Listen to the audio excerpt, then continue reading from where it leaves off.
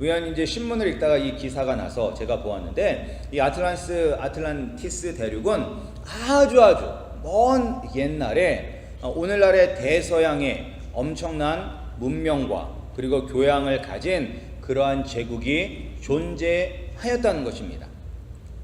그리고 이 제국의 주민들은 어떤 사람들이었냐면, 그리스 신화에 나오는 바다의 신 이 포세이돈이 인간의 여자와 사랑을 하여서 낳은 그 자녀들이 바로 이 아틀란티스 대륙의 주민들이었다라고 합니다.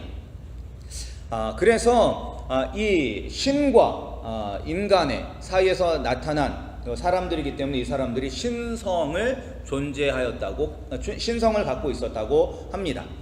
그래서 이 사람들이 이런 그 신과 인간의 사이에서 나온 혼혈이기 때문에 엄청나게 높은 수준의 그런 문명을 가지고 있었다라고 합니다.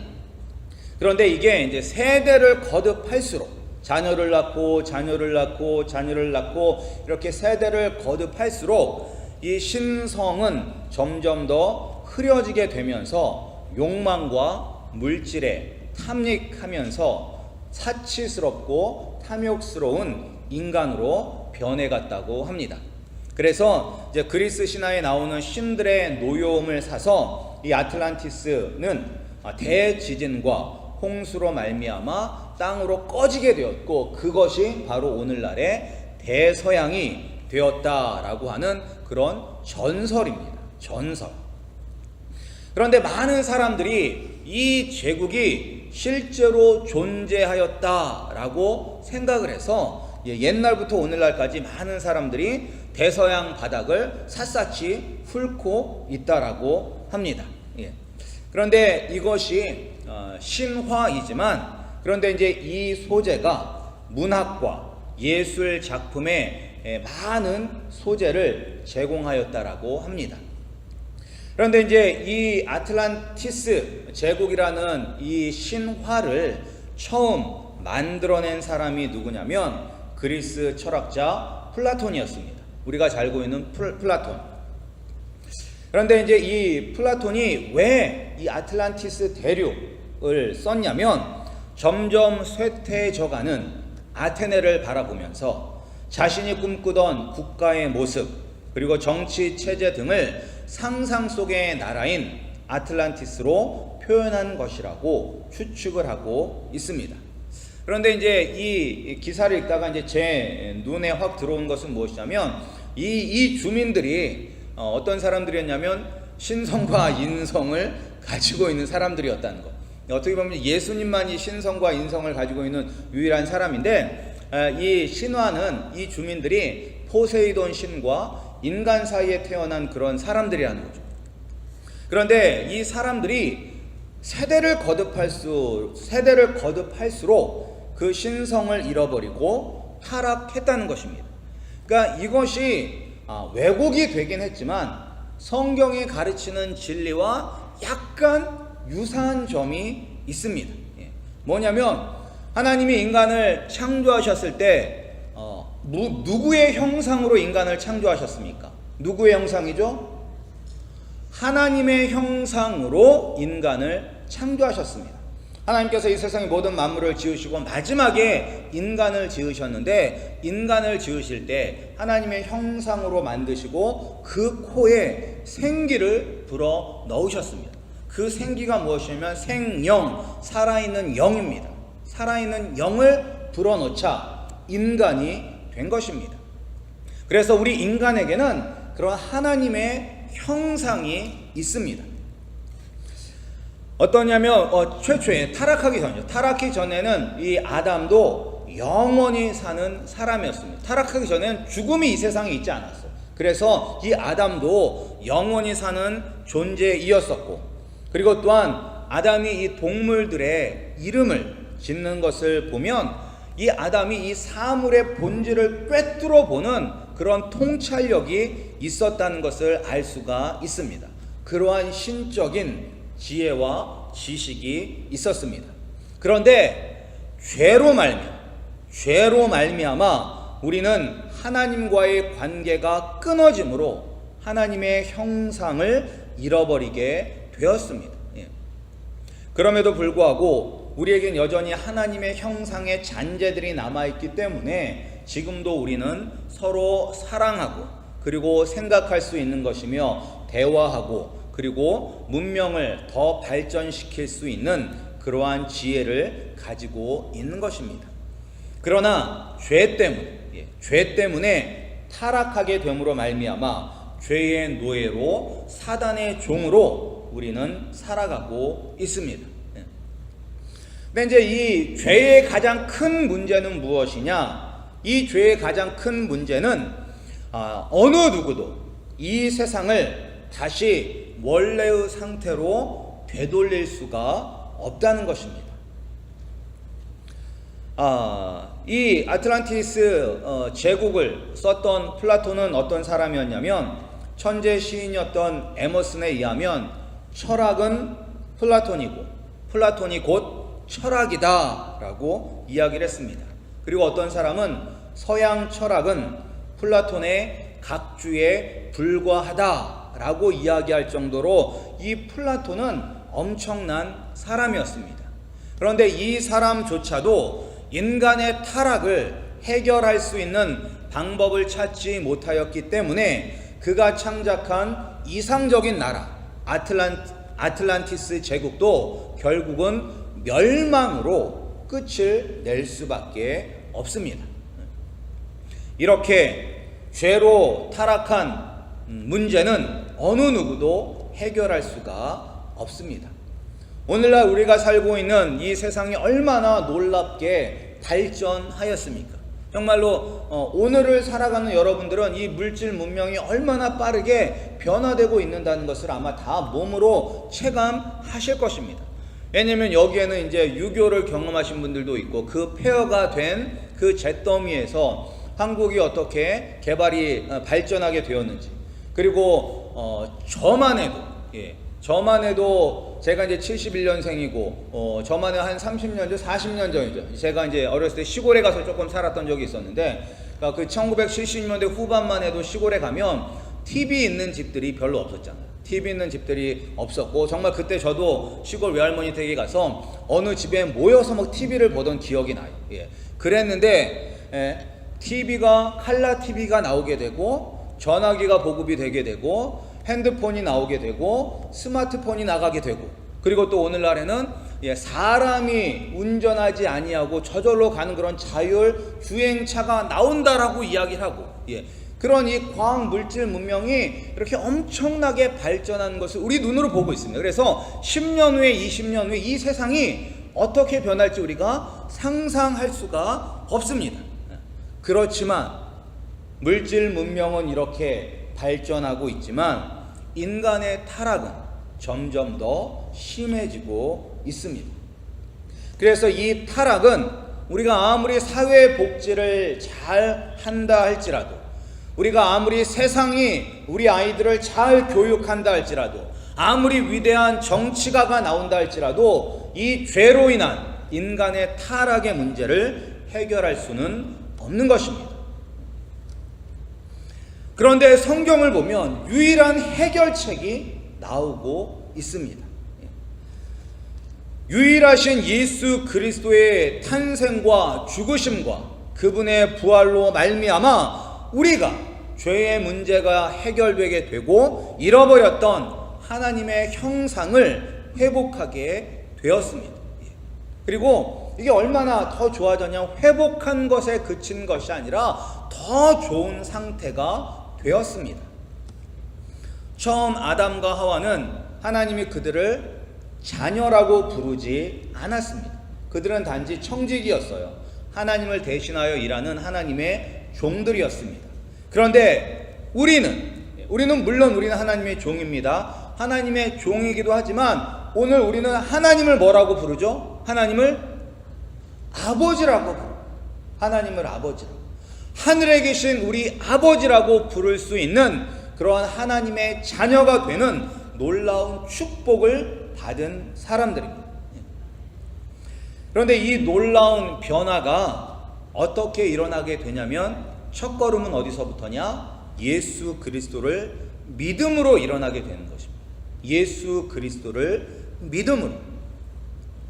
우리 아름다운 교회 성도님들은 다 예수 그리스도를 믿어 잃어버린 하나님의 형상이 회복되고, 그리고 또한 하나님의 자녀가 되는 놀라운 축복을 다 받으시기를 주님의 이름으로 간절히 빕니다. 그렇다면 우리가 어떻게 해야 예수님을 온전히 믿는 것이 되는 것인가? 어떻게 예수님을 영접하게 되는 것인가? 그리고 우리가 예수님을 영접하면 어떠한 일들이 우리 가운데 나타나야 하는지 우리가 함께 말씀을 보면서 살펴보고자 합니다. 우리가 먼저 예수님을 믿으려면, 예수님을 영접을 하려면 무엇이 있어야 되냐면 우리 마음속에 깊은 찔림이 있어야 합니다. 찔림. 오늘 37절 말씀에도 보면 사도 베드로의 회개를 들었습니다. 그 사도 바울의 회개는 무엇이었냐면 너희들이 십자가에 못 박여 죽인 그 예수가 죽음을 이기고 다시 살아나심으로 너희를 구원하기 위하 이 땅에 오신 그리스도이시며 왕이다 라는 이 설교를 듣자 이 사람들이 마음을 찔려합니다. 그들이 이 말을 듣고 마음에 찔려 베드로와 다른 사도들에게 물어 이르되 라고 이야기를 합니다. 마음에 찔렸다. 이 찔렸다는 말은 무엇이냐면, 원래의 뜻은 무엇이냐면, 찔렸다라는 말은 이 말이 이 야생마들 보면 말이 놀랐을 때 이렇게 일어나서 쾅쾅하고 땅바닥을 찍잖아요. 이렇게 막 하면서 쾅쾅 찍잖아요. 그것을 표현한 단어가 이 찔림이라는 단어입니다. 찔렸다. 그러니까 말이 땅바닥을 막 이렇게 내려 찍는 것처럼 내 마음이 그렇게 찔렸다라는 것입니다. 근데 이 찔림은 어디서부터 오는 찔림이냐면 죄에 대한 깊은 인식입니다.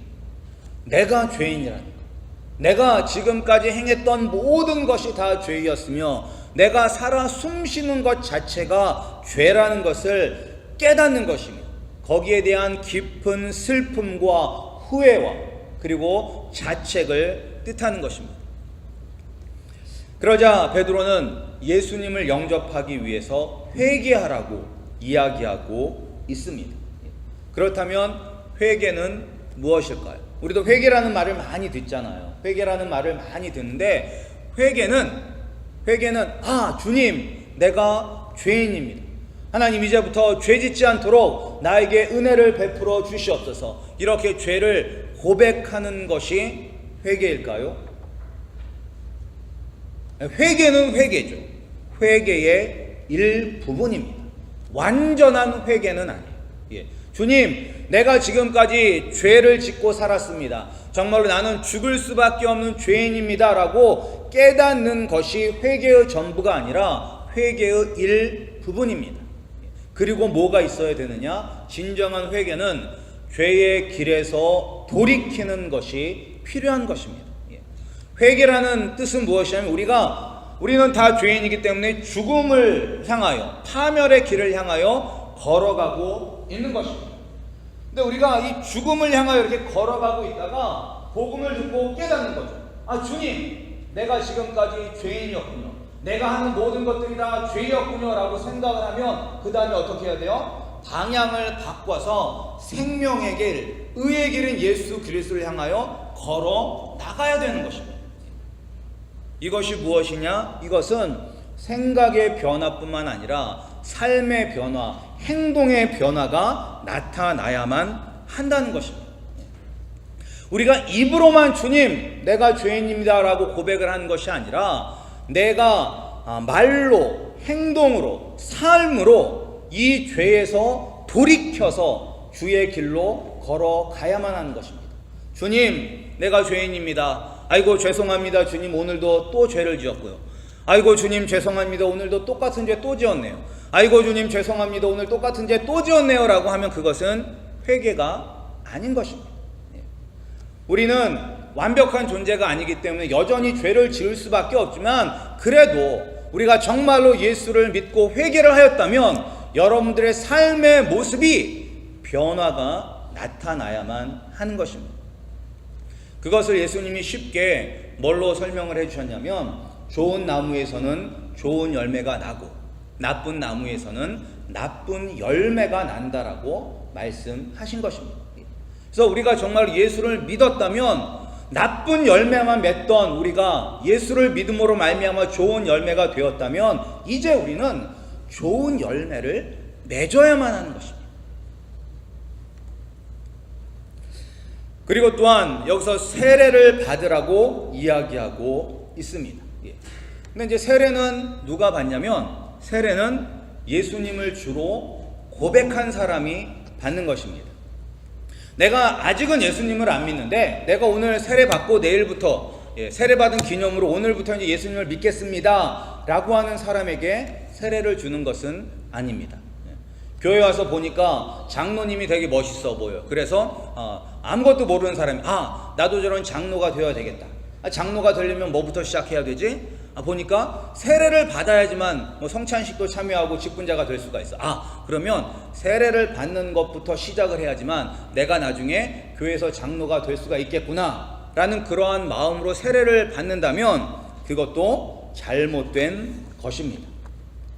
세례는 누가 받는 것이냐면 예수 그리스도를 주로 고백한 사람만이 세례를 받을 수가 있는 것입니다. 근데 예수 그리스도를 주로 고백한다는 것 자체가 내가 고백하는 것이 아니에요. 제가 예전에는 장로교회를 다니지 않았었기 때문에 이 문제가 되게 걸렸어요. 신학교에서 공부할 때 나는 내가 회개를 했기 때문에 구원을 받았다고 생각을 했는데, 이게 보니까 내가 회개를 한 게 아니에요. 누가 회개할 수 있는 마음을 주셨어요? 성령님이 우리에게 회개할 수 있는 마음을 주셨기 때문에 내가 회개할 수가 있는 것입니다. 하나님께서 나의 마음을 만져주시지 않으면 우리는 내가 죄인이라는 것을 깨달을 수가 없는 것입니다. 따라서 성령님께서 역사하셔야지만 내가 죄인임을 고백하고 주 앞에 나와 세례 받을 수가 있는 것입니다. 우리 성도님들도 우리가 날마다 우리가 죄인임을 고백하시고 내가 여전히 죄와 싸우고 있는 연약한 인간임을 고백하시기 바랍니다. 그리고 성령의 힘으로 죄의 길에서 돌이키시기 바랍니다.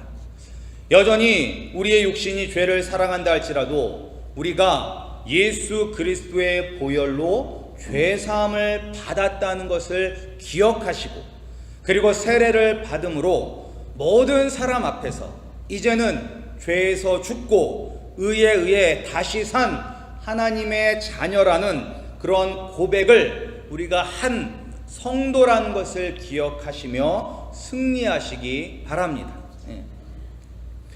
그런데 우리가 이렇게 진정한 회개와 세례를 받음으로 말미암아 죄사함을 받은 참 성도, 하나님의 자녀가 되면 우리에게 이런 일들이 반드시 일어나야 합니다. 그 일은 무엇이냐면 바로 믿지 않는 사람들이 우리를 두려워하고, 또한 우리는 믿지 않는 사람들에게 칭찬을 받아야만 합니다. 여기서 이제 믿지 않는 사람들이 우리를 두려워한다는 것은 공포가 아니라 이제 놀람이에요. 놀람. 세상 사람들과 우리가 너무나 다르기 때문에 그들이 놀라하고 그리고 또 우리를 칭찬하는 것입니다. 그러니까 우리가 이 초대교회 사람들이 도대체 어떻게 변했기에 사람들이 놀라고 칭찬을 하는지 우리가 한번 말씀을 한번 보겠습니다. 우리 말씀 42절 말씀 함께 읽겠습니다. 우리 42절입니다. 시작. 그들이 사도의 가르침을 받아 서로 교제하고 떡을 떼며 오로지 기도하기를 힘쓰니라. 그리고 우리 46절입니다. 함께 읽겠습니다. 날마다 마음을 같이하여 성전에 모이기를 힘쓰고 집에서 떡을 떼며 기쁨과 순전한 마음으로 음식을 먹고. 여기 말씀을 보면 그들은 말씀과 기도 그리고 예배하는 데 힘을 썼습니다. 그리고 서로 협력하고 도와주고 남을 먼저 생각하는 그러한 사람들이 되었습니다. 그리고 또한 우리 44절 45절도 함께 읽겠습니다. 믿는 사람이 다 함께 있어 모든 물건을 서로 통용하고 또 재산과 소유를 팔아 각 사람의 필요를 따라 나눠주며. 초대교회 성도들은 이러한 삶을 살았기에 사람들이 놀라워하고 그들을 칭찬하며, 그리고 또한 날마다 구원받는 사람들을 주께 더하여 주셨다는 것입니다. 그러니까 여기서 저에게 와닿았던 말은 사람들이 두려워했다는 것, 놀랐다는 것과 사람들에게 칭찬을 받았다는 말이에요. 그런데 이제 이 구절을 오늘날 우리에게, 오늘날의 이 시대의 교회들에게 한번 적용해 보면 좋을 것 같아요. 과연 우리는 믿는 사람들끼리 재산과 소유를 팔아 필요한 사람들에게 나눠주는 그러한 베품의 삶, 섬김의 삶을 살고 있습니까? 아니면 내가 쓸 것도 지금 부족해 죽겠는데 누구를 도와? 라고 생각하며 살고 있습니까? 그리고 또한 이 초대교회 성도들은 나를 버리고 남을 위하여, 이웃을 위하여 살았는데, 지금 우리는 이렇게 나를 버리고 다른 사람을 위하여 살고 있습니까? 아니면 나만 위해서, 내 가족만 위해서 살고 있습니까? 내가 하는 모든 일의 중심이 하나님 중심, 이웃 중심입니까? 아니면 나 중심입니까? 하나님을 사랑하는 사람들, 내가 정말로 예수님을 믿는다고 생각하는 사람들은 항상 내가 제일 마지막이 되어야 합니다. 내가 제일 먼저가 되는 것이 아니라 내가 제일 마지막이 되어야 합니다. 근데 이게 이제 잘 안 와닿잖아요. 잘 안 와닿는데, 이것이 이제 가장 우리 마음속에 와닿는 예는 자녀 문제를 들면 이게 확 와닿아요. 와닿아요. 여러분들의 자녀를 생각하시면서 들어보시기 바랍니다. 어디를 갔는데 아이들은 3명인데 선물은 2개밖에 없어. 아이들은 3명인데 선물은 2개밖에 없어요. 그런데 내 자녀가 선물을 못 받았다. 어떠실 것 같아요? 내 자녀가 특별히 못한 것도 없고 한데 다 똑같은데, 다른 2명 애들은 선물을 받았는데 내 애만 선물을 못 받았다. 그럼 뭐 성격이 좀 이렇게 너무 불같은 사람들은 바로 따지고 들겠죠. 왜 내 새끼는 선물 안 주냐고 따지고 들 거예요. 소극적인 사람들은, 소심한 사람들은 다음부터 여기 안 와야 되겠다 하고 거기를 안 가고 밖에 나가서 막 욕하고 다니겠죠. 저기는 공평하지도 않다. 애들 선물도 안 준다라고 막 이야기를 하고 다닐 거예요. 그런데 이제 이것을 이 초대교회, 성령 충만했던 초대교회에 비춰본다면 어떠한 일이 일어났을까? 애들은 3명이고 선물이 2개라면 어떠한 일이 일어났을까요? 선물을 받았던 사람들이 다 먼저 아이고 나는 괜찮아, 나는 괜찮아, 너 가져 하면서 이렇게 나누어 주었을 것입니다.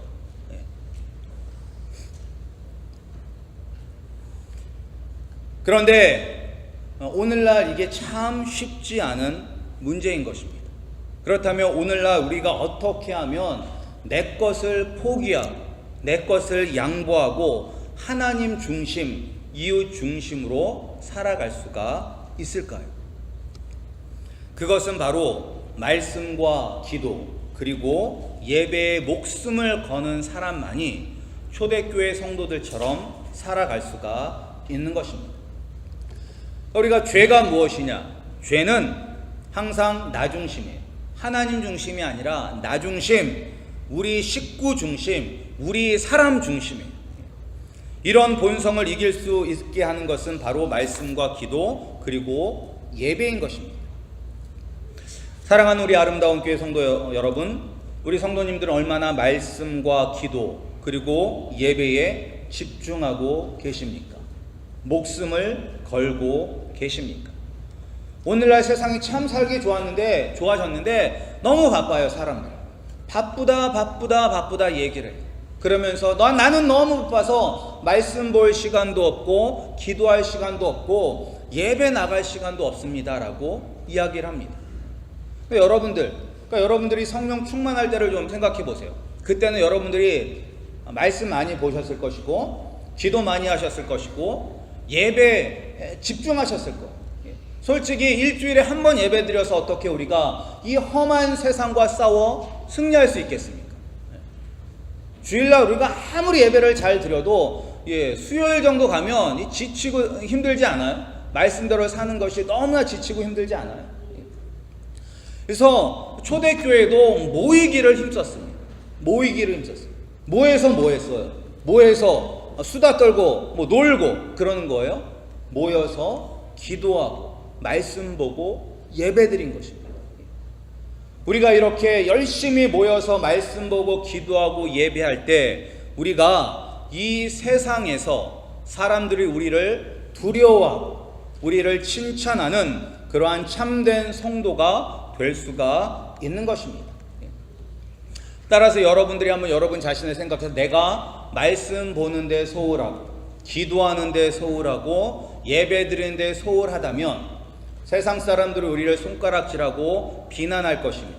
그리고 우리 안에 섬김의 삶, 나눔의 삶, 하나님의 중심의 삶은 없을 것입니다. 또한 그렇다는 것은 더 궁극적으로 우리가 무엇을 한번 의심해 봐야 되냐면 나는 과연 구원받은 사람인가? 나는 과연 구원받은 사람인가? 우리가 거기까지 우리가 한번 되돌아가 봐야 되는 거예요. 그것은 여기서 설교를 하고 있는 저도 마찬가지예요. 목사라고 다 예수 믿는 건 아니거든요. 안타깝게도 오늘날에 예수 믿지 않아도 이 앞에서 예수님을 전하고 막 설교를 해요. 따라서 저부터 시작해서 우리 온 성도님들 가운데 그런 초대교회의 삶의 그러한 모습들이 나타나지 않고 있다면 과연 내가 정말로 죄를 회개하고 내가 정말로 예수 믿는 사람인지 우리 자신을 점검해야 봐야만 하는 것입니다.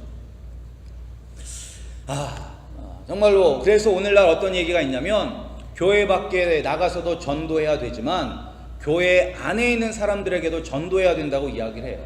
왜냐하면 교회 안에도 불신자들이 많기 때문에. 정말로 바라고 기도하기는 우리 아름다운 교회 성도님들은 다 자신의 죄를 뉘우치고 회개하고 죄의 길에서 돌이켜서 의의 길로 걸어가는 하나님의 자녀가 되기를 소원합니다.